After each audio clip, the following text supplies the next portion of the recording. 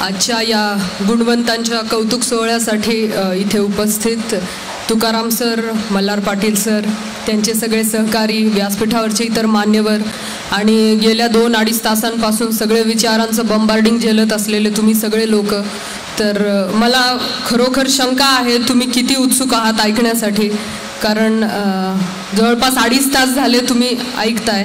पण मीच एक थोडासा निष्कर्ष माझ्या मनाशी काढला की ज्यांचे पेशन्स संपले ते लोक उठून चालले गेले बाहेर आणि तुम्ही अजून पण बसलेले आहात, म्हणजे वक्त्याने इतकेच तुम्ही लोकही चिवट आहात असं मला वाटतंय.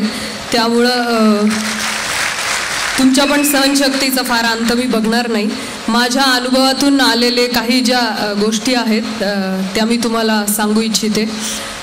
खरं तर UPSCचा पॅटर्न हा सारखा बदलतोय, त्यामुळं तुम्हाला या प्रवासात हे पण कळलं पाहिजे की कोणाकडून काय घ्यायचं.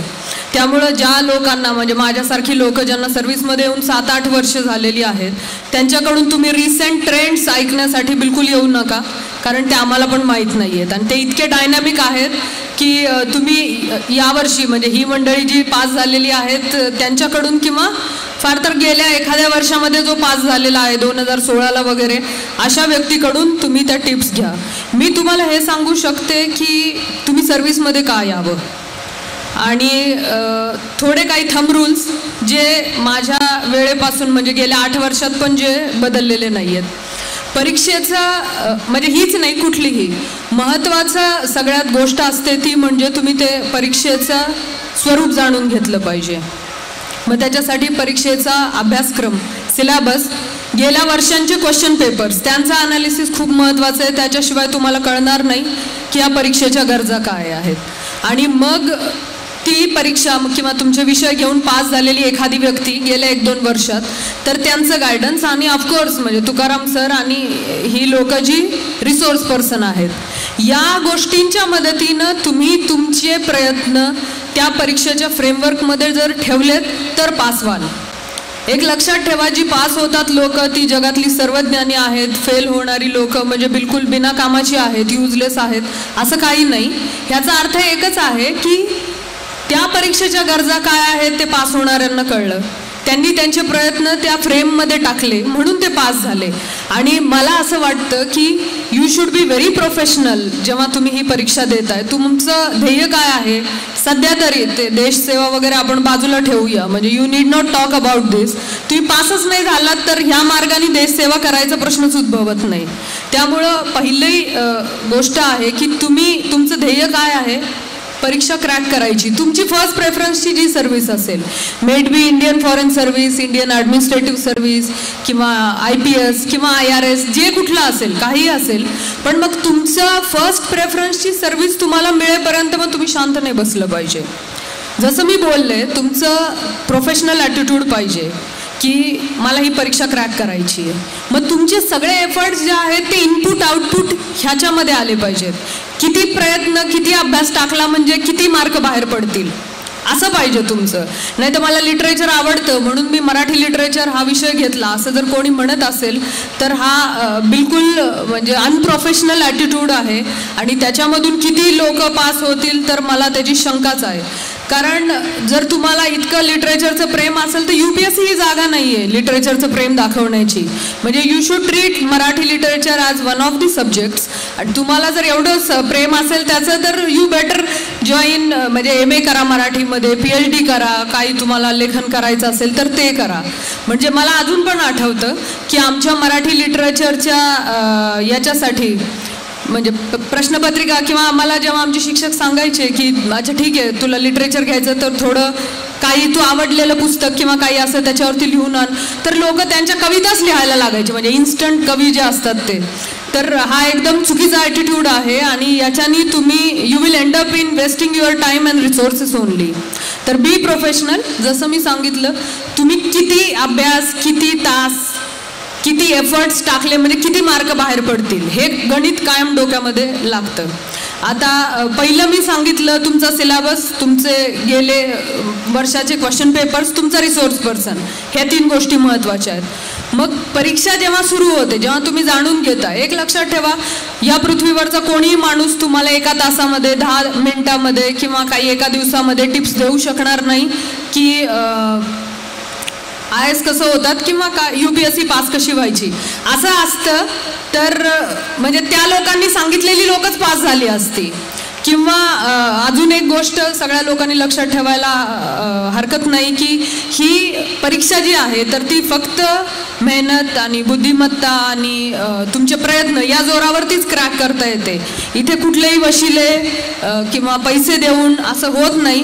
अन्यथा तुम्ही बघा, सामान्य घरातली लोक आणि मराठी माध्यमातून शिकलेली, व्हर्नॅक्युलरमधून शिकलेली, ज्यांची कुठली पोहोच नाहीये, अशीच लोक म्हणजे इथे पास झालेली दिसत आहेत, ही दिसली नसती.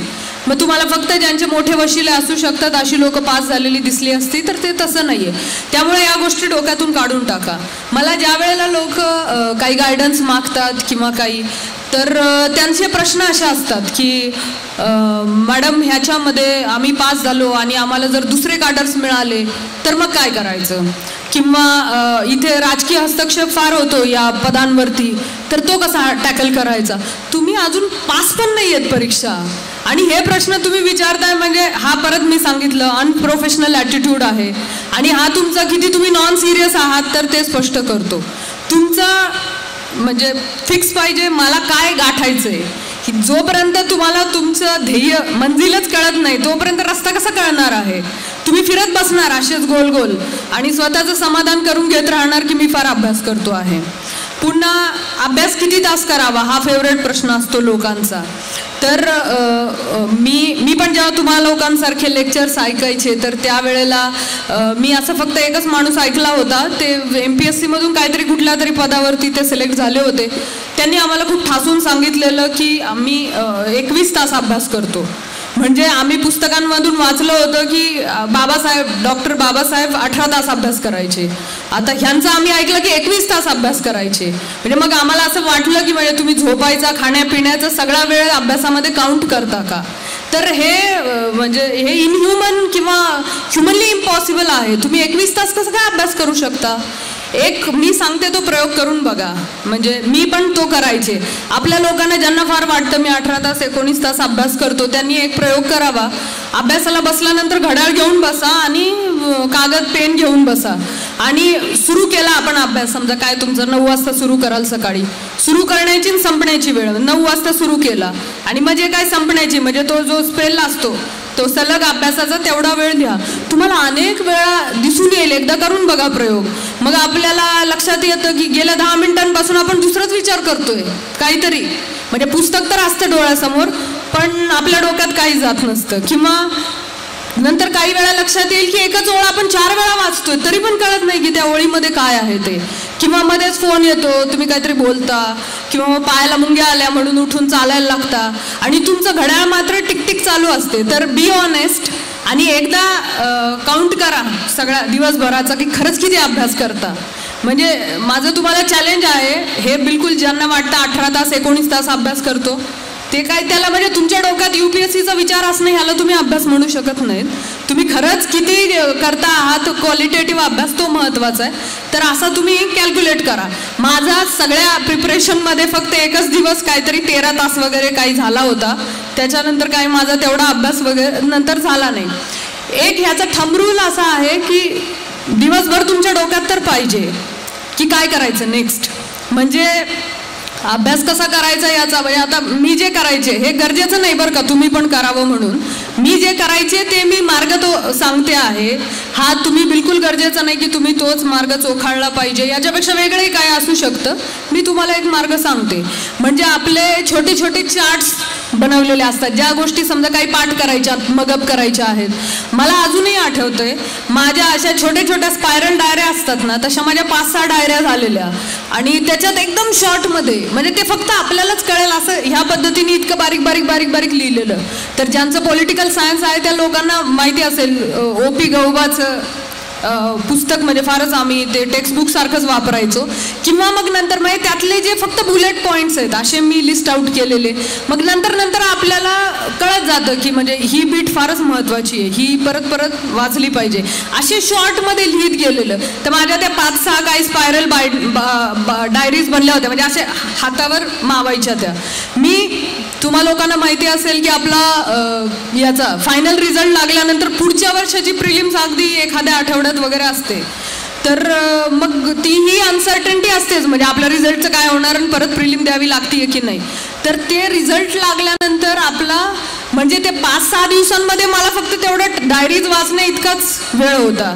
आणि म्हणजे ते असं मटेरियल सॉर्ट आउट करून ठेवणं फार महत्त्वाचं आहे, हँडी एकदम. कारण जी लोक सिरियसली अभ्यास करतायत त्यांना माहिती असेल किती आहे, व्हास्ट. म्हणजे माझ्या वेळेला तर 2 हे होते, ऑप्शनल्स होते मेन्ससाठी, आणि मग GSचे 2 पेपर आणि एसे, मग आधीची प्रिलिम्स आणि त्याचे पण 2 पेपर ऑप्शनल आणि GS, आणि मग इंटरव्ह्यू. असं सगळं करताना आपल्याला आठवत पण नाही कोणत्या पुस्तकात काय आहे ते. म्हणजे मराठी लिटरेचरला आता मला माहीत नाही काय परिस्थिती आहे, पण आमच्या वेळेला 2 पेपर होते, तर सेकंड पेपरला 19 टेक्स्ट बुक्स होते, 19 पुस्तकं. म्हणजे कविता संग्रह, कथा संग्रह, ते काय पंडिती, शायरी, अमुक टमुक, हे सगळं असं करून कादंबऱ्या, कथा.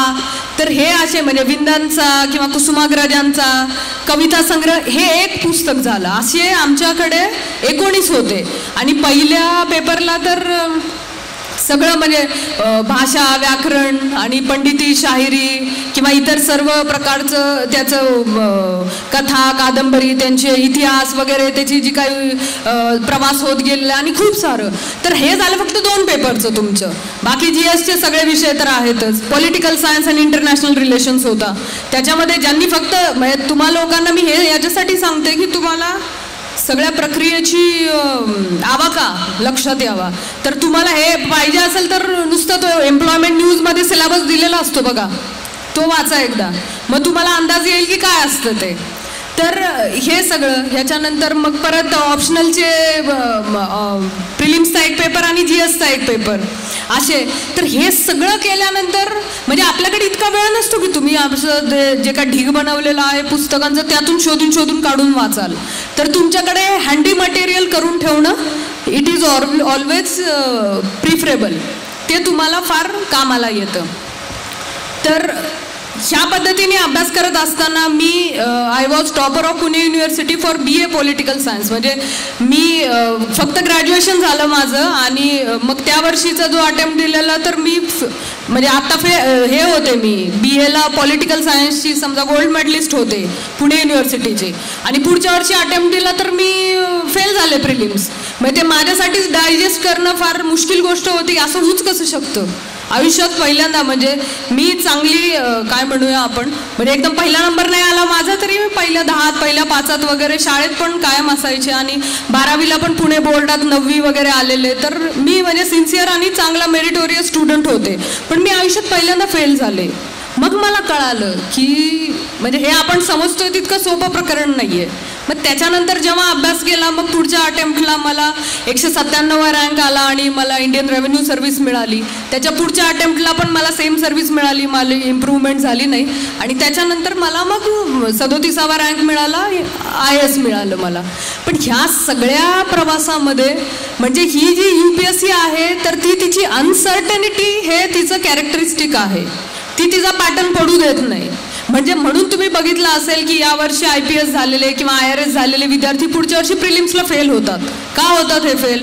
एक तर तिचा पॅटर्न नाहीये, आणि जी मंडळी पास होतात तर ती थोडं त्यांच्या डोक्यामध्ये जातं की आता स्टॅबिलिटी आली किंवा कंप्लॅसन्सी म्हणतात ना, म्हणजे संतुष्ट असतात ते, त्यामुळे ते फेल होतात. म्हणजे इथली जी मंडळी आहेत आता पास झालेली, पण जर तुम्ही परत ट्राय करणार असाल तर माझं तुम्हाला सजेशन आहे की 18 जूनला आता तुमची परीक्षा आहे, तर बिलकुल या हवा डोक्यात जाऊ देऊ नका की आपल्याला एक पोस्ट मिळाली आहे. UPSC तुम्हाला परत दणका देऊ शकते, आणि ही सापशिडीचा खेळ आहे हा. म्हणजे इव्हन इंटरव्ह्यूला जरी गेलात आणि सापानी खाल्लं तर तुम्ही थेट खाली येता. तर याच्यामधला जसं अनेक लोकांनी सांगितलं, मी माझ्या अनुभवावरून तुम्हाला तेच सांगते, सापशिडीचा खेळ तर आहे, पण सगळ्यात मोठं स्कोरिंग ग्राउंड आहे ते म्हणजे मेन्स आहे. तुम्ही इंटरव्ह्यू कितीही एक्सलंट द्या, म्हणजे UPSCच्या इतिहासात झाला नसेल असा दिलात तरी तुम्हाला काय जे 200-300 मार्क आहेत त्यापेक्षा जास्त तर पडणार नाहीत. म्हणजे तुम्हाला खरं स्कोअर करायचं आहे तर मेन्सला केलं पाहिजे. त्याच्यासाठी एकच मार्ग आहे, तो म्हणजे तुम्ही रायटिंग प्रॅक्टिस केली पाहिजे. आणि मेन्समध्ये स्कोअर करण्याचे 3 मंत्र आहेत. त्याच्यात पहिला आहे की तुमचं वर्ड लिमिट, जितक्या शब्दांमध्ये विचारलेलं आहे तुम्हाला उत्तर तितक्याच शब्दात लिहिलं पाहिजे, ±10%. म्हणजे काय 20-20 शब्दांची बीट असेल तर 22 किंवा 18-22 ह्या रेंजमध्ये तुमचं झालं पाहिजे. पहिलं आहे वर्ड लिमिट. दुसरं आहे कंटेंट लिमिट, जे विचारलं तेच लिहिलं पाहिजे. का विचारलं तर काच लिहायचं, कोणी, कसं, कधी हे लिहित बसला तर किती बरोबर असलं तरी 0 मार्क मिळतील तुम्हाला. म्हणजे परीक्षकाला लगेच कळणार ह्याला काय विचारले ते कळलेलंच नाहीये. म्हणजे पहिलं होतं तुमचं वर्ड लिमिट, दुसरं कंटेंट लिमिट, जे विचारलंय तेच लिहिलं पाहिजे. आणि तिसरं आहे टाइम लिमिट. तुमचा जेवढ्या वेळात पेपर पूर्ण होणं अपेक्षित आहे तितक्याच वेळात झाला पाहिजे. एक लक्षात ठेवा, सगळी लोक एका मार्कावरती 10 रँक असतात. हां, म्हणजे 190 आणि 200वा रँक ह्याच्यामध्ये एका मार्काचा फरक असतो. मग त्याचे अनेक क्रायटेरियाज आहेत की प्रेफरन्स कसा द्यायचा त्या लोकांना. मग म्हणजे ते मे बी कास्ट असेल किंवा एज आणि एज्युकेशनल क्वालिफिकेशन वगैरे असतील, ते त्या क्रायटेरियानुसार ठरवलं जातं की पुढे कोण मागे कोण ह्या पद्धतीने. पण 1 मार्क म्हणजे 10 रँक वर खाली होता. तर जर तुमच्या मेन्समध्ये असं काही असेल, म्हणजे इव्हन एका मार्काचं जरी असेल की येत होतं पण लिहिता नाही आलं वेळेअभावी, तर you are out of race. म्हणजे जर समजा येतच नव्हतं, ठीक आहे, त्याला तुम्ही काहीच नाही करू शकत. पण येऊनही जर राहिलं एकाही मार्काचं तर तो लॉस तुम्ही भरून काढू शकणार नाही. म्हणजे 1 मार्क म्हणजे तुम्ही कदाचित आउट ऑफ लिस्ट, किंवा 1 मार्क म्हणजे कदाचित तुम्हाला जी सर्व्हिस पाहिजे तर ती मिळणार नाही, किंवा 1 मार्क म्हणजे कदाचित काडर जे होम काडर मिळणार होतं ते मिळणार नाही, काही असेल. तर एका मार्काचा पण लॉस तुम्ही लोक अफोर्ड करू शकणार नाही. त्यामुळं बी प्रोफेशनल आणि एका मार्काचा हिशोब महत्त्वाचा आहे. आता मेन्समध्ये स्कोअर करायचं तर काय केलं पाहिजे, हे तर 3 तर मी सांगितले तुम्हाला, वर्ड लिमिट, कंटेंट लिमिट आणि टाइम लिमिट. त्याच्यानंतर आहे प्रेझेंटेशन, ते खूप महत्त्वाचं आहे. एक लक्षात ठेवा, तुमचा पेपर हा तुमचा वकील असतो. आता आपल्याला सगळ्यांना माहिती आहे एखादा माणूस ह्याला शिक्षा होईल की नाही होणार हे त्यांनी गुन्हा केला की नाही केला याच्यावर अवलंबून नसतं, ते त्याचा वकील किती चांगला आहे याच्यावर अवलंबून असतं. तर तुम्हा लोकांचं पण तेच आहे, तुम्ही किती पंडित आणि किती ज्ञानी आहात डोक्यामध्ये तर त्याला काहीच अर्थ नाही. तुमचा वकील तुमच्यासाठी कशी केस मांडतो हे महत्त्वाचं आहे. तुमचा वकील कोण आहे, तुमचा पेपर, म्हणजे जो तुम्ही आन्सर शीट लिहिलेला आहे. आता तुमचा हा जो पेपर आहे तर तो एक्झामिनर जो आहे त्याच्यासाठी तुमची वकिली करतो, म्हणजे तुमची बाजू मांडतो, तुमची केस मांडतो. आणि हाच कॅन्डिडेट कसा सिलेक्ट केला पाहिजे, म्हणजे ह्याला चांगले मार्क्स कसे दिले पाहिजेत हे सांगतो. आता तुमचा पेपर जर तुमचा वकील आहे तर तो स्मार्ट असणं गरजेचं आहे. मग स्मार्ट असणं म्हणजे कसं, आपण 10वी-12वीला बोर्डाच्या परीक्षेला पेपर कसे लिहितो, अतिशय टापटीप, सुवाच्य, बिना खाडाखोडीचे, नीट समास आखलेले, व्यवस्थित अंडरलाईन केलेले, पॅराग्राफ केलेले, आणि म्हणजे असं बघून चांगला वाटला पाहिजे पेपर. एक लक्षात ठेवा, तुमचा पेपर काय असा OMR मशीनमध्ये टाकला नाही जाणार, की मशीन नाही चेक करणार, त्याला माणूस चेक करणार आहे. आता माणूस जर चेक करणार आहे तर त्याला पण भावना आहेत, त्याला पण घर आहे, त्याला पण संसार आहे, त्याच्या घरात पण भांडणं होतात. त्याच्या घरात भांडणं झाली तुमचा असा शाईत झुरळ बुडवून टाकल्यावर कागदावर कसं चालेल, ते असल्या अक्षराचा जर पेपर असला कोणी माणूस वाचायचा प्रयत्न पण करणार नाही, सरळ तुम्हाला कापणार, ते गेलात तुम्ही तिथे. तर तुमचं काम हे आहे की तुमचा पेपर हा अट्रॅक्टिव्ह दिसला पाहिजे. आधी बघणार, तो आधी वाचणार नाही, आधी बघणार आणि मग वाचणार, म्हणजे आधी वाचणार आणि मग बघणार असं नाही होणार. त्यामुळं तो it should be very impressive आणि अट्रॅक्टिव्ह. तर प्रेझेंटेशन खूप चांगलं पाहिजे त्याचं. तर तुमचं प्रेझेंटेशन डिसाईड करेल की त्या एक्झामिनरला किती त्याच्यामध्ये इंटरेस्ट येतो. मला अजून सांगा असं वाटतं, मी व्हाईटनरची बॉटल घेऊन जायचे माझ्याबरोबर, म्हणजे मला स्वतःलाच वाटायचं की कुठे एक माझं व्हायचंच नाही खाडाखोड, म्हणजे ते मे बी रायटिंग प्रॅक्टिस केल्यामुळं किंवा काही असेल किंवा इतर काही कारण असेल, माझी फारशी खाडाखोड नव्हतीच होत, पण जी झाली एखादे काय अक्षराची वगैरे काही, तरीसुद्धा ती मी म्हणजे त्याला व्हाईटनर लावून एकदम टापटीप व्यवस्थित पाहिजे, म्हणजे समास आखून अंडरलाईन करून मी फार त्याला माझा कसोशीनं प्रयत्न असायचा की पॉईंट्समध्ये टाकता आलं पाहिजे. म्हणजे भलेही त्यांनी आतलं सगळं नाही वाचलं, मी मोठ्या प्रश्नांचं सांगते, छोट्यांना तर एवढं वेळ हेच नाही जागा की तुम्ही इतकं काय त्याला कलाकुसर करत बसाल, पण मोठ्या प्रश्नांचं जे आहे तर त्याच्यामध्ये पॉईंट्स टाकायचे. म्हणजे काही असेल समजा प्रश्न 1857च्या उठावाची कारणं एक एक एक एक द्या, भलेही त्याचं एक्सप्लेनेशन 2-2 ओळींमध्ये लिहा, पण तुम्ही ते जे लिहिलेलं आहे त्याला 1, 2, 3, 4 सब पॉईंट्स जे आहेत ते टाका, त्याला अंडरलाईन करा. म्हणजे असं त्याला इतकं सोयीचं करून ठेवा एक्झामिनरला की त्याला अख्खं वाचायची पण गरज नाही पडली पाहिजे. ते पटपट पटपट वाचलं म्हणजे तो एक्झामिनर फ्रेंडली पेपर झाला पाहिजे. आपण जे युजर फ्रेंडली म्हणतो ना आपल्याकडे आजकाल, अँड्रॉइड सिस्टीम युजर फ्रेंडली आहे आणि ॲपलचे नाही आहेत, तर हे युजर फ्रेंडली जे आहे तसं एक्झामिनर फ्रेंडली तुम्ही तुमचा पेपर केला पाहिजे. तर तो एक्झामिनर तपासणार आणि मग तो खुश झाला, ही इज ह्युमन बिईंग, म्हणजे तो खुश झाला की अरे वा जे विचारले ते लिहिलेलं आहे, चांगलं प्रेझेंटेशन आहे, त्याच्या हातातून मार्क सुटत जातील. म्हणजे त्याला असा फार तुम्हाला विचार नाही करावा लागणार की ह्या कॅन्डिडेटला आपण किती मार्क्स द्यावेत. तर हे खूप महत्त्वाचं आहे. त्यामुळं याची practice is the only way. आणि ह्या सगळ्या प्रोसेसमध्ये तुम्हाला तुमचे स्ट्रॉंग पॉईंट्स माहिती पाहिजेत. मला खूप चांगलं माहिती होतं की both optionals, my essay and my interview are my strong points. मला माहिती होतं GS हा माझा वीक पॉईंट आहे. GS मधले पण स्टॅटिस्टिक्स असेल किंवा मे बी इकॉनॉमिक्स असेल किंवा अजून काही सायन्स अँड टेक्नॉलॉजी असेल, मी आर्ट्स बॅकग्राऊंडची होते, त्यामुळे मी तुम्हाला जे म्हटलं ना पहिल्यांदा, इनपुट आउटपुट, किती वेळ घातला, किती कष्ट घातले, किती मार्क बाहेर निघतील, मला माहिती होतं. मी फार कष्ट घातले सायन्स टेक्नॉलॉजी, स्टॅटिस्टिक्स आणि इकॉनॉमिक्समध्ये, तरी काय मार्क बाहेर निघणार नाहीत. मी काय केलं मग, जुजबी केलं की एकदमच त्याच्यामध्ये पूर्ण आपले जाणार नाहीत, बाकीचे मात्र इतके स्ट्रॉंग केले की हे कॉम्पेन्सेट करतील. तर त्याच्यामुळं मला याला पॉलिटिकल सायन्सला पण 360, 365 वगैरे मार्क्स होते, ज्याला मी IAS झाले त्या अटेम्प्टला. मराठीला पण 340 मार्क्स होते. GSला मात्र 271च्या आसपास काहीतरी होते. एसेला 200 पैकी 120 का 122 काही मार्क्स होते. आणि इंटरव्ह्यूला 3 वर्ष मला 195, 200 आणि 195 असे मार्क्स होते. त्यामुळे आपल्याला आपले स्ट्रॉंग पॉईंट्स माहिती पाहिजेत, वीक पॉईंट्स पण माहिती पाहिजेत.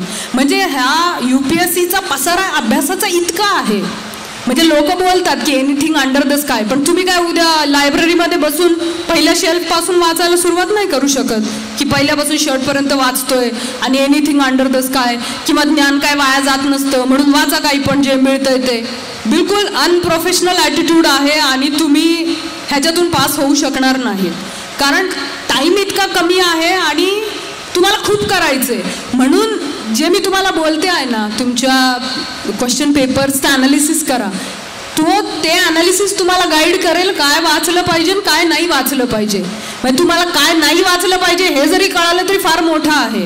नाहीतर तुम्ही म्हणजे काय करायचं, काही टेक्स्ट बुक्स असतात, म्हणजे ते 90-95% कंटेंट फारच महत्त्वाचं आहे त्यातला, ते सगळं वाचलं पाहिजे.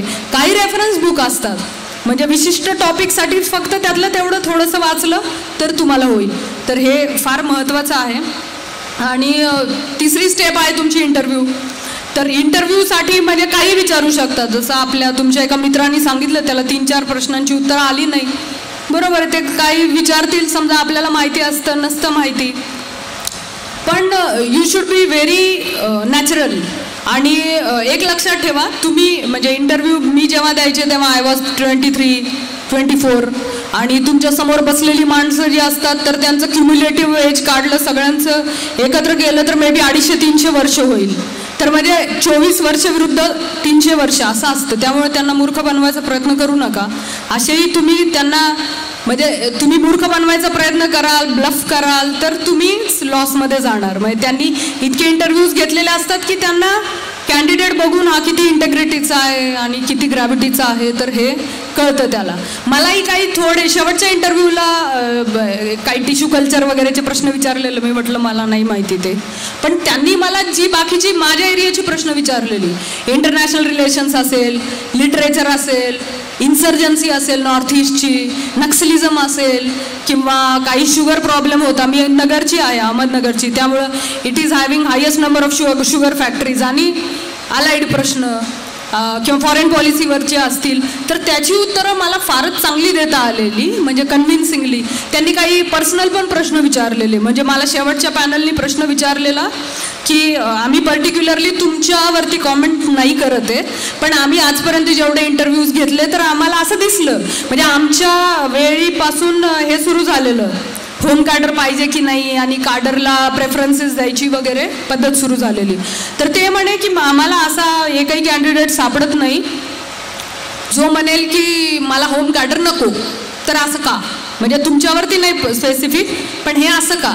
आता ह्याचं फार उघड स्पष्ट उत्तर आहे, पण त्याच्यात तुम्ही सांगायला जाणार की नाही मला लोकांची सेवा करायची आहे, तर मग तुमच्या बाहेरच्या राज्यांमध्ये लोक राहत नाहीत का असा प्रश्न निर्माण होतो. म्हणजे तुम्ही ह्याला ब्लफ करू शकत नाहीत. होम कार्डर का पाहिजे असतं आपल्याला होम कार्डर? आपल्याला ओळखणारी लोक आपल्या होम कार्डरमध्ये असतात, त्यांना आपलं काम, आपलं कर्तृत्व किंवा काही दाखवायचं असतं, आपल्या पदाचा त्यांना काही फायदा द्यायचा असतो. ह्याच्यापेक्षा मला नाही वाटत वेगळं उत्तर किंवा जस्टिफिकेशन कोणाचं असू शकतं की होम कार्डर का पाहिजे. तर मी त्यांना सांगितलं एक थोडा 2 सेकंद विचार करून, म्हटलं सर ह्याचं फार क्रूड आन्सर आहे, पण मला वाटतं की ते आहे की लोकांना दाखवायचं असतं आपल्याला की आम्ही किती मोठे आहोत किंवा आमचा फायदा कसा त्यांना होईल आपल्या लोकांना वगैरे. तर ते हसले आणि म्हटले की I was expecting only this answer from you.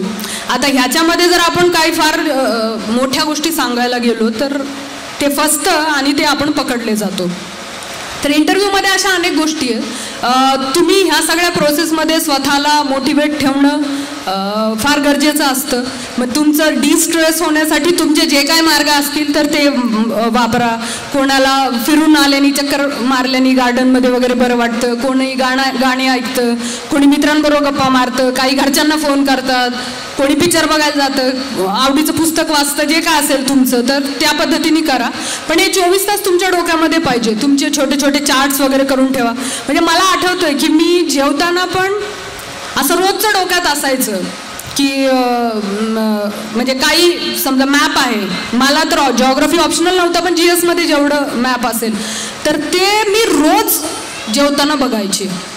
म्हणजे ते रोज अर्धा तास, आता जेवायला काय अर्धा तास 20 मिनिटं वगैरे तर लागतात आपल्याला. ते बघितल्यामुळं काय झालं, म्हणजे ते आपण म्हणतो ना थेंबे थेंबे तळे साचे, तसं आहे. एका दिवसात तुमचं कधीही होणार नाही. तुम्ही म्हणला ना मी जगाचा नकाशा पाठ करतो, होणार नाही. रोज करत जा.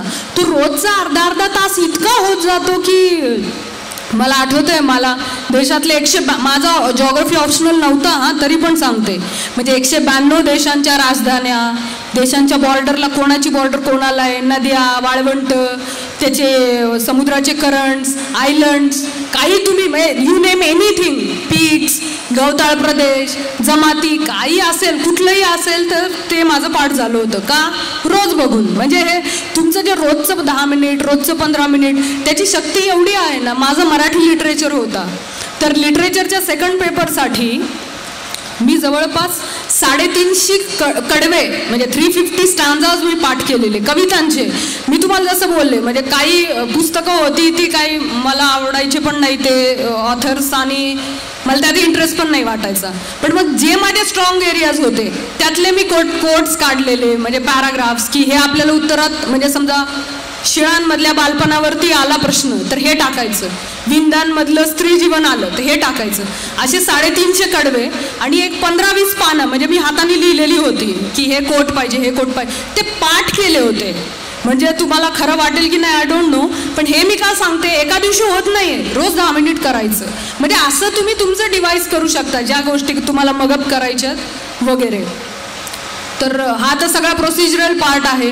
अजून एक गोष्ट, तुमचे जे रिसोर्स पर्सन्स असतात ना, म्हणजे तुम्ही काय करा, आपल्याला असे हे करत असताना, विचार करत असताना प्रश्न येत राहतात, काही येतील.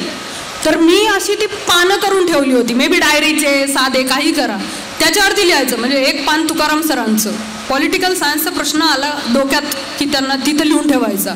एक पान समजा मल्हार पाटील सर, एक पान प्रवीण चव्हाण सर, एक पान माझ्याबरोबरचे जे सिनियर्स होते समजा विशाल सोळंकी वगैरे होते, सुजित बांगर होता, तर त्यांना विचारायचं. मी हे का सांगते, तुम्ही लोक जेव्हा भेटायला जाता ना त्या लोकांना, रिसोर्स पर्सनला, तुम्हाला आठवतच नाही आणि मग काहीतरी आपले फालतूच्या गप्पा होतात. मग ह्याचं काय, मग त्याचं काय, मग हे सर्व्हिसचं काय चाललं. आपण ह्याच्यासाठी गेलोच नाही आहेत ना. हे तुमचा प्रोफेशनल ॲटिट्यूड दाखवतच नाही. तुम्ही हे करा, लिहून ठेवा. म्हणजे मी तर म्हणते की स्मरणशक्तीवर फार विश्वास नाही ठेवायचा, ती आयत्या वेळी दगा देते. हे जर तुम्ही असं तिला ट्रेन करत गेलात ना तर तुमच्या हाताशी नोट्स असणं कधीही चांगलं आहे.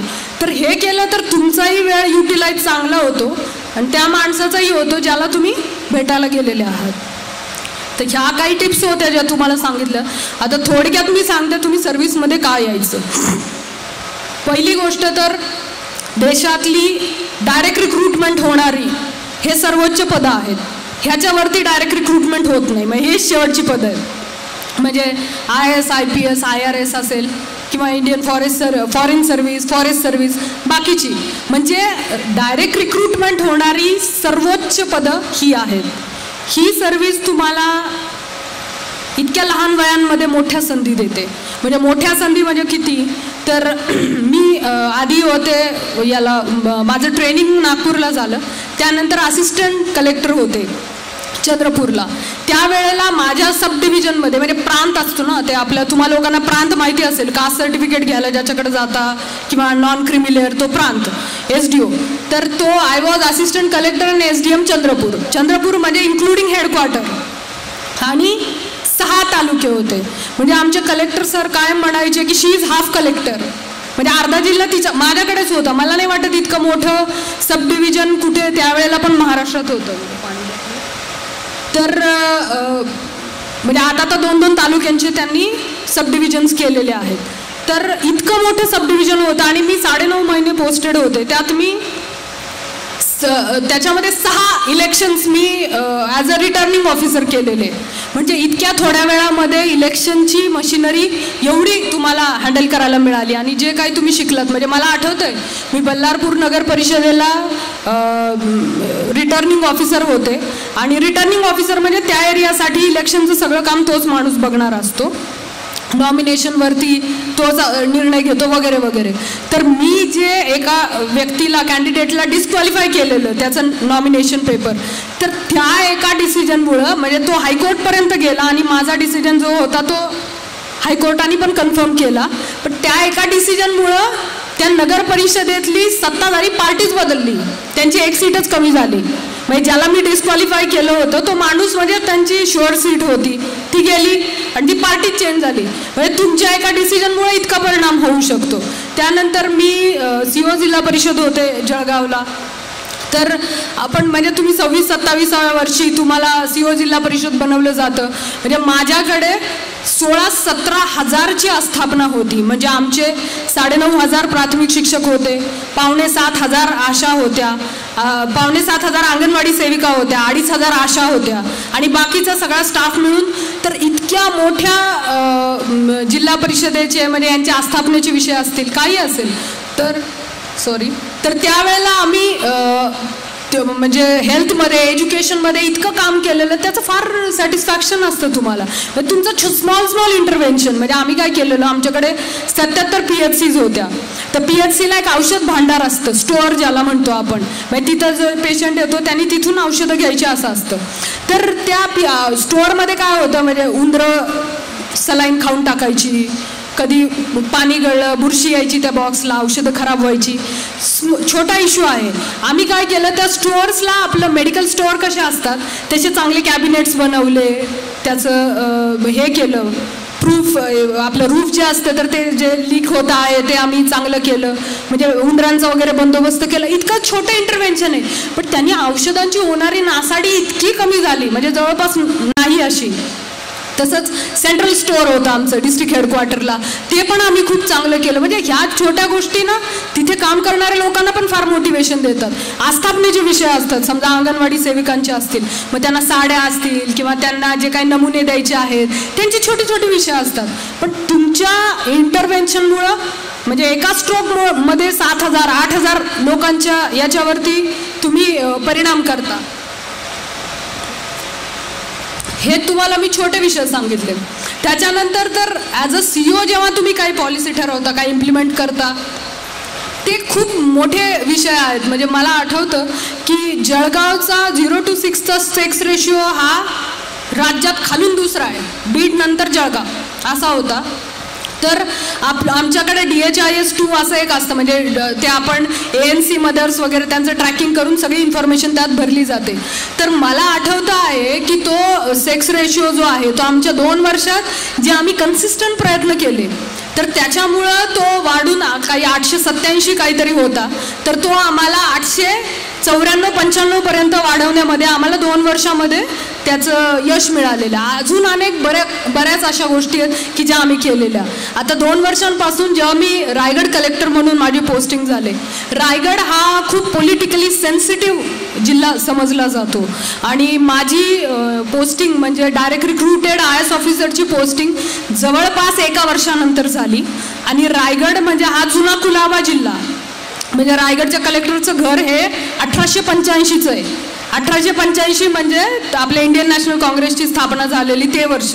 म्हणजे बघा तो किती जुना जिल्हा. आधी कुलाबा होता, मग रायगड. एवढ्या वर्षांमध्ये तिथं माझ्या आधी फक्त एक महिला IAS अधिकारी नेमणूक झालेली होती त्यांची, खूप छोट्या कालावधीसाठी त्या तिथे होत्या.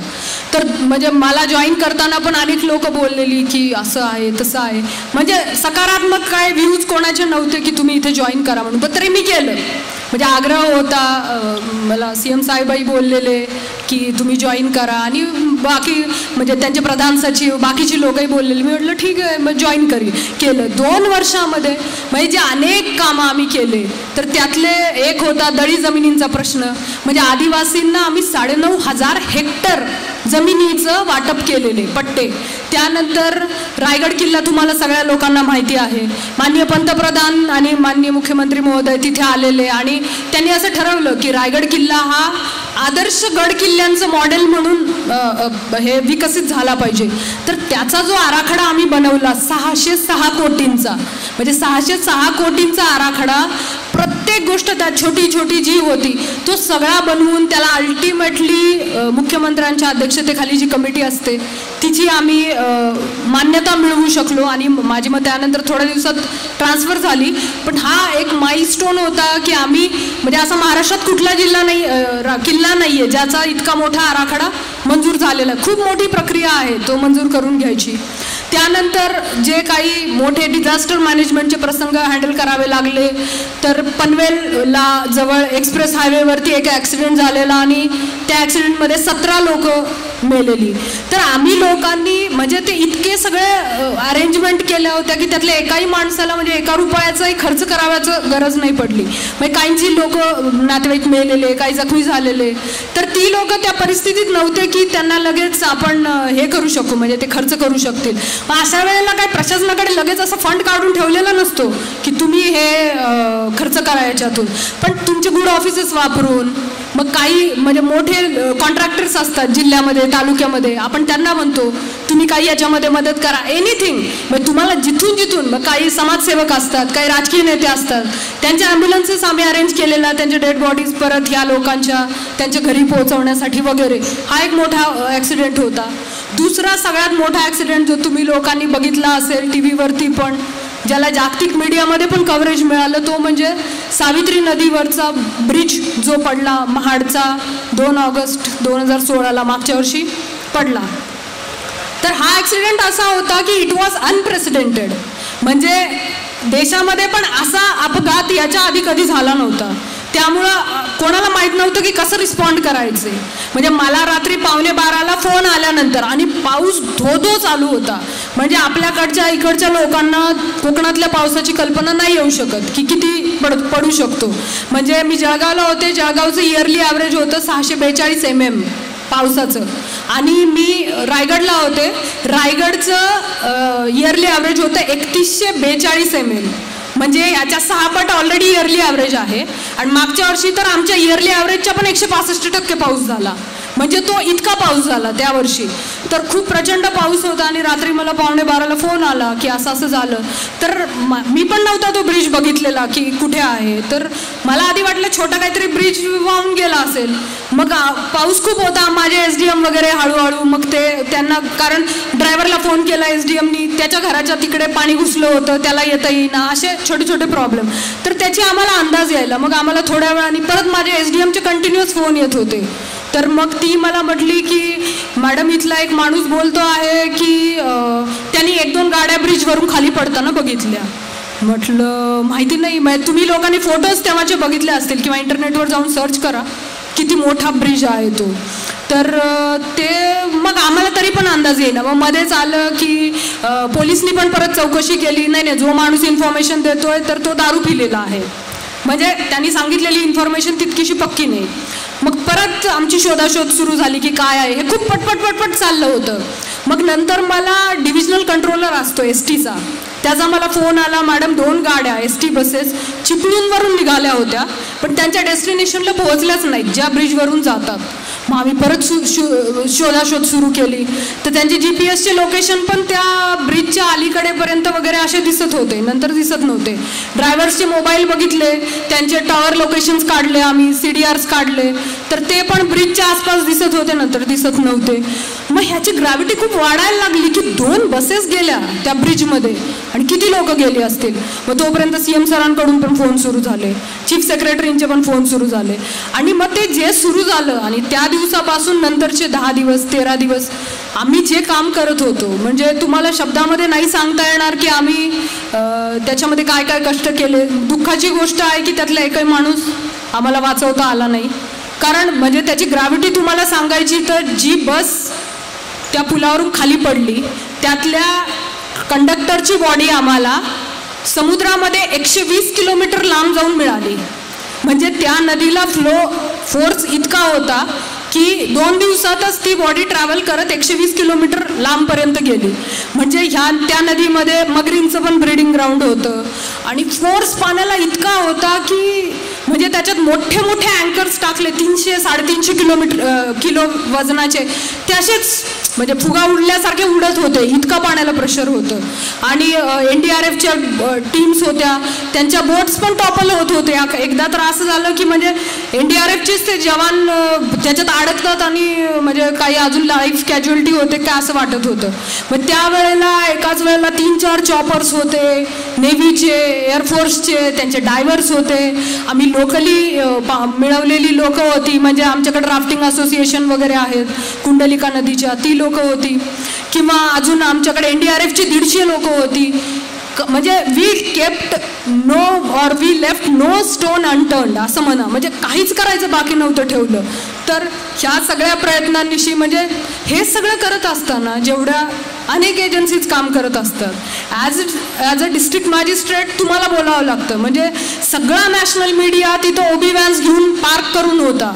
म्हणजे तिथलं तुम्हाला बघायला लागतं की ब्रीफिंग काय जातं आहे त्यांना, किंवा त्यांनी अजून नवीन पॅनिक लोकांमध्ये तयार होत नाही ना, आणि इतर सगळ्या गोष्टी. तर त्या सगळ्या करत असताना म्हणजे तो अनुभव खूप लर्निंग एक्सपिरियन्स पण मोठा होता इतक्या एजन्सीज हँडल करताना. म्हणजे खूप वेळा ह्या एजन्सीजमधलं पण समजा क्रेडिट घेण्यासाठीचं काही चढाओढ असेल, इतर काही म्हणा, किंवा अनेक अधिकारी काम करतात त्यांच्यामध्ये पण वाद होतात रँक्सवरून. मग मी याच्या अंडर का काम करू, ह्याचं इन्स्ट्रक्शन का ऐकू. तर तुम्हाला हे सगळं करत असताना मोठं तुमचं ऑपरेशन हॅम्पर होणार नाही हे बघणं तुमची जबाबदारी असते. तर हे सगळं करत असताना म्हणजे आम्ही ते खूप म्हणजे स्किलफुली आणि ऑब्व्हियसली टीम वर्क, म्हणजे हे एकटा माणूस कोणी करू शकत नाही. म्हणजे SP साहेबांनी मी पण आता जे पुणे ग्रामीणला SP आहेत सुवेज हक, ते माझे SP होते रायगडला. तर आम्ही दोघांनी आमच्या जबाबदाऱ्या वाटून घेतल्या होत्या की नाही शीतल आप बात करना है मीडिया से, आप ही बात करोगे. मग त्यांना परत कुणी मीडियावाल्यांनी बोललं ते म्हणे अभी कलेक्टर मॅडम ने बात किया, अभी हम लोग और अलग का. मग ह्याच्यामध्ये परत आम्ही कंटिन्युअस बसायचो. आमचं जबाबदाऱ्या वाटून घ्यायचो. म्हणजे इतकी आम्ही सिस्टीम ठेवली होती की डेड बॉडीज खूप लांबपर्यंत सापडायच्या. जसे दिवस वाढत चाललेले तसे तसे ते डिकम्पोज व्हायला लागलेल्या. मग आम्ही एक आमचं कमांड सेंटर स्थापन केलेलं. नदीच्या किनाऱ्यावरती एक अबॅन्डन बिल्डिंग होती. एवढे नातेवाईक तुम्ही विचार करा, 40 लोकांचे जे बुडालेले आहेत त्यांचे 2-2, 3-3 नातेवाईक पकडले तरी 150 लोक झालेली तिथं. त्यांची राहायची, खायची, झोपायची व्यवस्था सगळी आम्ही केलेली. आणि मग तिकडून डेड बॉडी सापडली तर मे बी ते त्यांचं फोटो वगैरे पाठवायचे व्हॉट्सअपवर. मग आम्ही कमांड सेंटरमध्ये त्यांना लॅपटॉपवर दाखवायचो की ही कोणाची आयडेंटिफाय होती. म्हणजे इतकं मायक्रो प्लॅनिंग आम्ही केलेलं. मग तिथे आयडेंटिफाय झाली मग लगेच ॲम्ब्युलन्स पाठवायचो. पोस्टमॉर्टम करण्यासाठी टीम्स लावल्या होत्या डॉक्टर्सच्या. आणि ह्या सगळ्या बाकीच्या गोष्टी. म्हणजे शेवटच्या 2 बॉडीज तर आम्हाला 12व्या 11व्या दिवशी वगैरे सापडलेल्या. त्या इतक्या डिकम्पोज झालेल्या होत्या की आम्ही म्हणजे असं ज्यांचे डेड बॉडीज मिळाल्या मग ते नातेवाईक तिथून चालले गेले 10व्या दिवसानंतर. मग 1-2 फॅमिलीजच राहिल्या. आणि मग आम्ही काय केलेलं की अजून तर सापडत नाहीयेत, आम्ही नातेवाईकांचे DNA घेऊन ठेवलेले सॅम्पल्स. आणि मग जेव्हा डेड बॉडीज मिळाल्या तेव्हा ते सॅम्पल्स मॅच झाल्यानंतर आम्हा लोकांना मग त्यांना हँडओव्हर करता आल्या. हे सगळं करत असताना जे काही आर्थिक मदत आहे ती पण त्यांच्यापर्यंत पोहोचवणं. म्हणजे आपण 4 लाख रुपये देतो, अजून STने काही कॉम्पन्सेशन दिलेलं, CM रिलीफ फंडमधून दिलेलं. ती इतकी सोपी गोष्ट नाही की तुम्ही हा घ्या चेक आणि घ्या. त्यांचे म्हणजे वारस तपास करून तोच वारस आहे का, त्यांच्या अकाउंट पेज चेक करून वगैरे हे सगळं करून पण आम्ही 15 दिवसांमध्ये जेवढ्या लोक आहेत त्यांना इमिजिएट फायनान्शियल रिलीफ म्हणून ते सगळे पोहोचवू शकलो होतो. तर अशा सांगण्यासारख्या खूप गोष्टी आहेत. मला तुम्हाला सांगायचा मुद्दा हा आहे की तुम्ही एका जिल्ह्याचं प्रतिनिधित्व करता. मे बी तुम्ही CEO असा, कलेक्टर असा. कलेक्टर तर म्हणजे तो शेवटचा शब्द आहे जिल्ह्यामध्ये. म्हणजे इवन SP ची किंवा COची तक्रार असली तरी कलेक्टरकडे जाणार. कलेक्टरची तक्रार SP किंवा COकडे जाऊ शकत नाही. म्हणजे अशी कुठली कमिटी नाही. कलेक्टर हा जिल्हाधिकारी जवळपास 250 कमिट्यांचे अध्यक्ष आहेत. तुम्ही विचार करा, 250 कमिट्या. म्हणजे तुम्ही तुमचा रोज 5-6 बैठका घेतल्या तरी पण तुम्हाला वेळ पुरणार नाही. पण हे काय असं म्हणजे कधी कधी आपल्याला वाटतं की हे असं का केलंय. कारण कलेक्टरच्या इन्स्टिट्यूशनमध्ये शासनाला, प्रशासनाला तितका विश्वास आहे. म्हणजे आज काही पण असलं ना, तुम्ही बघा गव्हर्नमेंटची कुठलीही स्कीम बघा, चेअरपर्सन इज कलेक्टर. का तर त्यांना वाटतं ह्यांना अध्यक्ष केलं तर मग ती स्कीम अधिक चांगल्या पद्धतीने राबवली जाईल किंवा इतर वेगवेगळ्या एजन्सीजमध्ये चांगलं कोऑर्डिनेशन होईल. तर एवढी छोट्या वयामध्ये तुम्हाला एवढी ह्यूज रिस्पॉन्सिबिलिटी कोणीही देत नाही. आम्ही म्हणजे माझ्या काळामध्ये तिथे आपला national land records modernisation programme आहे. तुम्हा सगळ्या लोकांना म्हणजे मोठी मंडळी आहेत, पालक मंडळी, त्यांना माहिती असेल जमिनीचा 7-12 म्हणून जे असतं आपल्या जमिनीचं म्हणजे प्रॉपर्टी कार्ड आपलं थोडक्यात. तर ते मिळवण्यासाठी किती कष्ट करावे लागत होते. त्याच्यामध्ये काही गैरप्रकार होते वगैरे वगैरे. आता आपण ते सगळं ऑनलाईन केलेलं आहे. म्हणजे थोड्याच दिवसामध्ये ते डिजिटली साईन तुम्हाला मिळेल. तर ही इतकी मोठी गोष्ट आहे. म्हणजे माझ्याकडे 11.5 लाख 7-12 होते रायगड जिल्ह्यामध्ये. आम्ही ते सगळे ऑनलाईन केले. त्याची खूप मोठी कॉम्प्लिकेटेड प्रक्रिया आहे. पण this will be milestone in the departmental process किंवा ॲडमिनिस्ट्रेशन. तर अशा अनेक गोष्टी आहेत. ह्या सगळ्या गोष्टी करायची संधी तुम्हाला या सर्व्हिसेसमध्ये मिळणार आहे. मी IAS मध्ये आहे म्हणून मी IASचे सांगू शकते. आय एम शुअर की सिमिलर गोष्टी तुम्हाला ज्ञानेश्वर मुळे सर सांगू शकतील. IFSच्या, IPSची लोक पोलीसच्या गोष्टी सांगू शकतील, इतर कुठल्याही. म्हणजे ह्या सर्व्हिसेसमधून जी चॅलेंज, जी जबाबदारी, जी रिस्पॉन्सिबिलिटी, जी संधी तुम्हाला मिळती आहे तर ती खूप मोठी आहे. शेवटची गोष्ट तुम्हाला सांगते की आपल्यातलं कोणीही स्वयंपूर्ण नाही आहे. म्हणजे आपण घालतो ते कपडे, खातो ते अन्न, चालतो ते रस्ता, राहतो ते घर, कुठलीही गोष्ट, इथली काही गोष्ट विचार करून बघा, ती तुम्ही बनवली आहे का? नाही बनवलेली. पण तरी आपल्याला ती अवेलेबल झाली. कारण समाजातल्या एका घटकाने कोणीतरी ती आपल्यासाठी बनवलेली. रस्ता कोणीतरी बांधलाय, तो साफसफाई कोणतरी करतंय, पाण्याची व्यवस्था कोणतरी करतंय, ही लाईटची व्यवस्था कोणी केली, हे सभागृह कोणीतरी बांधलं होतं, त्यात आपण बसलो आहोत, ही माईक सिस्टीम, हे फुलं, काहीही घ्या. म्हणजेच काय, समाजामध्ये प्रत्येक घटक हा उर्वरित समाजासाठी काम करतोय. मग आपण पण आपल्या वाट्याला आलेली जी भूमिका आहे तर ती जर प्रामाणिकपणे निष्ठेने पार पाडली तर मला असं वाटतं समाजाच्या ऋणातून उतराई होण्याचा ह्याच्यापेक्षा दुसरा मार्ग कुठलाही असू शकत नाही. म्हणजे तुम्ही लोक विचार करणार मला जग बदलायचं, देश बदलायचा, काही करू नका. म्हणजे फ्रस्ट्रेट व्हाल की हे बदलतच नाहीये म्हणून. तुम्ही तुमच्यापुरतं चेंज करा. तुमच्या वाट्याला जी भूमिका आली आहे, म्हणजे ती सफाई कामगाराची असेल किंवा कुठल्या क्लार्कची असेल, अधिकाऱ्याची, पोलिसाची, डॉक्टरची, वकिलाची, जजची, नागरिकाची कुठलीही आली असेल, पालकाची भूमिका आली असेल तुमच्या वाट्याला, ती चांगल्या पद्धतीने केली ना तुम्ही, म्हणजे ती चांगली कोणती वाईट कोणती आपल्या सगळ्यांना माहिती असतं, ती जर तुम्ही केली तर मला नाही वाटत की देशसेवा करण्याचा अजून काहीतरी वेगळा मार्ग असतो. म्हणजे आपण सगळे लोक फॉर्च्युनेट आहोत की आपल्याला स्वातंत्र्य फुकटात मिळालंय. म्हणजे आपल्यापैकी काही कोणी स्वातंत्र्य लढ्यात प्राण्याची आहुती वगैरे द्यायची वेळ काय कोणावरती आली नाही. पण आता जे मिळालंय फुकटामध्ये ते टिकवणं, ते वाढवणं, त्याचं जतन करणं आपलं काम आहे ना. पण ह्या मोठ्या गोष्टी वाटतात. जर आपण माझी जबाबदारी, माझं काम मी नीट करणार, एवढं छोटं आपण त्याला केलं की ते सोपं वाटायला लागतं. तर तुम्हाला हे जे छोटं आणि जे सोपं आहे तर ते खूप मोठ्या स्केलवरती करण्याची संधी या स्पर्धा परीक्षांमधून आणि याच्यातून प्राप्त होते. तुम्ही सगळे लोक फॉर्च्युनेट आहात की तुम्हाला unique academy, Tukaram sir, Malhar sir, त्यांचे सगळे सहकारी, इतकी सगळी लोक प्रेमाने आणि म्हणजे अनेक लोक बोलली, त्यांना फायनान्शियल सपोर्ट इथून मिळाला. म्हणजे आजच्या प्रोफेशनल युगामध्ये कोणी कोणासाठी इतकं करत नाही. तर तुम्हाला इतके पर्सनली लक्ष देणारे आणि इतके चांगले गुरु, फ्रेंड, फिलॉसॉफर मिळालेले आहेत. तुम्ही त्याचा खरंच खूप चांगला फायदा करून घ्या. म्हणजे मी मगाशी ऐकत होते की काही इंटिग्रेशन कोर्स असेल किंवा इतक्या अलीकडच्या स्टेजपासून म्हणजे डिग्री कोर्समध्येच तुम्हा लोकांना इतकं जर माहिती पडतं आहे हे, तर ते तुम्ही फर्स्ट अटेम्प्टमध्ये क्रॅक करण्याचं शक्यता खूप वाढतात. आणि एकच अटेम्प्ट लागतो परीक्षा पास व्हायला, तो एकच अटेम्प्ट लागतो तुमची सर्व्हिस मिळवायला. त्यामुळे हे असं बिलकुल करू नका, एक देऊन बघू अटेम्प्ट, मग प्री पास झाला, मग एक देऊन बघू, मग मेन्स झाला, हे असं करत बसणार तर त्याला काही अंत नाही आहे. त्यामुळे तुमचे प्रयत्न सोडू नका. आणि ह्याला काही हे नाही आहे, मी जे सांगितलं ना UPSCचा पॅटर्न नाही, ही लेवल प्लेइंग फील्ड आहे.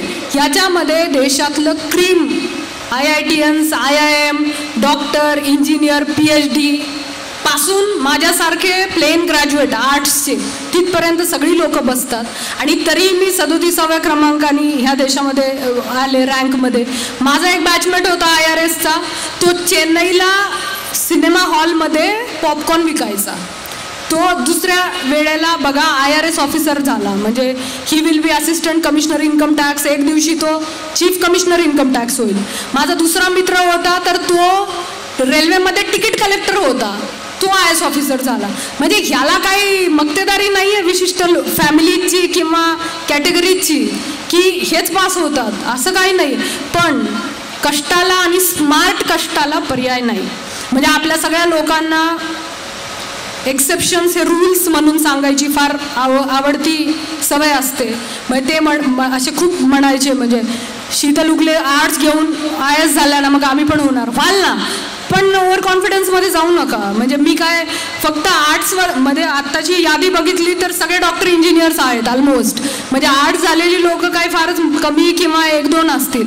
म्हणजे मला तुम्हाला सांगायचं आहे की हे तुम्हाला जर निराशा आली तर माझ्यासारखं एक्झाम्पल बघा. पण ओव्हर कॉन्फिडंट होत असाल तर बिलकुल माझं एक्झाम्पल बघू नका. म्हणजे ते नशिबानी किंवा याच्याने आलेलं नाही आहे, त्याच्या मागं खूप कॉन्सन्ट्रेटेड एफर्ट्स आणि चॅनलाइज प्रयत्न आहेत, मोठं कष्ट आहे.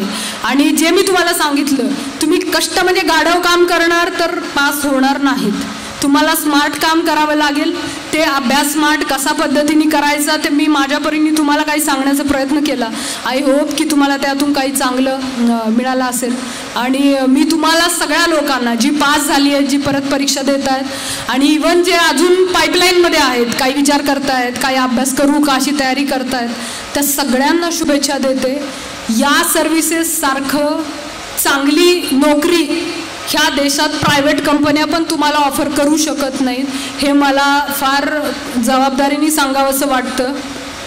त्या तुम्हाला फक्त पैशांचे पॅकेजेस देतील, कामाचं समाधान आणि बाकीचं. म्हणजे मी असं म्हणणार नाही बिलकुल की तुम्ही फार घरादारावर तुळशीपत्र ठेवूनच म्हणजे IAS ऑफिसर काम करतात. त्यांना ज्या गरजेचे पर्क्स आहेत, ज्या बाकीच्या ज्या सोयीसुविधा आहेत त्या मिळतात ना. म्हणजे या सोयीसुविधांसहित इतकं मोठं काम करण्याची संधी तुम्हाला मिळते. म्हणजे एक शेवटची गोष्ट सांगते, government is a favourite punching bag. आपल्यातल्या प्रत्येकाला सरकारवर टीका करायला आवडतं. असं कोण माणूस सापडणारच नाही की जो सरकारवर टीका करत नाही. पण आपण कधी हा विचार करतो का की देशातली कुठलीही NGO घ्या, यू नेम एनी NGO, आणि तिने केलेलं काम आणि सरकारने केलेलं काम हे जरा एकदा कम्पेअर करा. आपलं सर्व शिक्षा अभियान, आपलं राष्ट्रीय ग्रामीण आरोग्य अभियान किंवा हे दुसरं असेल, मी NLRMP जे बोलते आहे, आपली इन्फ्रास्ट्रक्चरची कामं बघा, हेल्थमधली, एज्युकेशनमधली, आपलं पल्स पोलिओचं अभियान बघा सरकारने जे चालवलंय. आज ग्रामीण भागातून जिल्हा परिषदेच्या शाळा काढल्या तर काय उरतं खाली? काहीच उरत नाही. म्हणजे मी तुम्हाला हे सांगते, काही वाईट गोष्टी असतील ना, सरकारमधली माणसं पण समाजातूनच आलेली आहेत, काय परग्रहावरून आलेली नाही आहेत. समाज ज्या पद्धतीचा आहे त्यांच्यात जेवढे चांगल्या जेवढ्या वाईट गोष्टी आहेत तेवढ्या सरकारी अधिकाऱ्यांमध्ये पण आहेत ना. ते अधिकारी काय बाहेरून नाही आलेले, तुमच्यामधूनच आलेले आहेत. त्यामुळे समाज जसा आहे तसंच त्याचा अधिकारी, तसंच त्याचे पॉलिटिशियन्स पण असतात. मला तुम्हाला सांगायचं हे, you take pride in being government servants. म्हणजे मला अभिमान वाटतो ह्या शासनाचा एक हिस्सा असल्याचा, कारण इतकं मोठं इतकं चांगलं काम तुम्हाला करता येतं. म्हणजे आपण ज्या वेळेला टीका करत राहतो ना, it is very easy to sit on fences and always criticise system. म्हणजे फक्त चुका काढत राहायच्या, पण त्या सुधारायला तुम्ही काय केलं ते तर सांगा. एकदा विचार तर करा, आपण सिंपल नियम पाळतो का? ट्रॅफिकचे, स्वच्छतेचे, पब्लिक सेन्सचे.